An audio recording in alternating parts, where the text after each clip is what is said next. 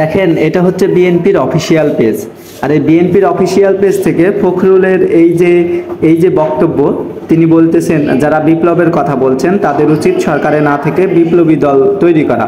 অর্থাৎ তিনি আসিফ, নাহিদ, মাহফুজদের বলতেছেন সরকারে না থেকে বিপ্লবী দল তৈরি করা। এই সরকার বিপ্লবী সরকার না। আমরা জেনেছি যে মির্জা ফখরুল সাহেবরা বিপ্লবী সরকার গঠন করতে দেয়নি, বরং তারা উপদেষ্টা মণ্ডলীতে প্রস্তাব করেছিল কিছু উপদেষ্টার নাম, এবং তাদের প্রস্তাবিত কিছু উপদেষ্টা মণ্ডলীতে আছে।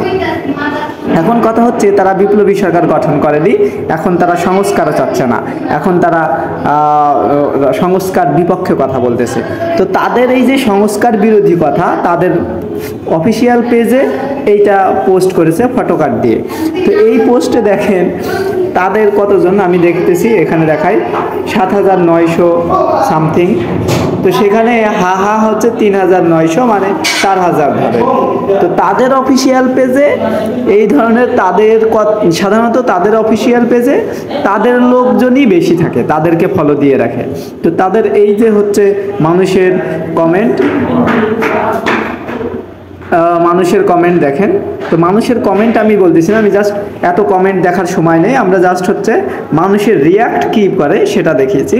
যে দেখেন 4,000 মানুষই, এই যে 8,000 ধরি, 8,000 লাইক কমেন্ট করেছে, তার ভিতর 4,000 অর্ধেক মানুষই তার এই বক্তব্যে হা দিয়েছে, মানে তার বক্তব্যের সাথে একমত না।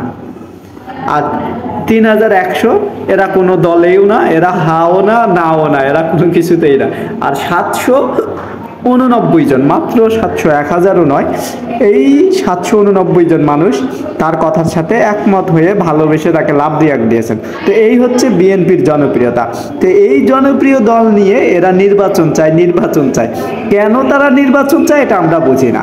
তাদের জনপ্রিয়তার লেভেল হচ্ছে এই পর্যায়ে যে তারা এখন খালি নির্বাচন চায়। প্রিয় দর্শক, আপনারা আপনাদের মতামত জানাবেন আমাদের কমেন্ট বক্সে যে বিএনপির এই চরম অজনপ্রিয়তার কারণ কি।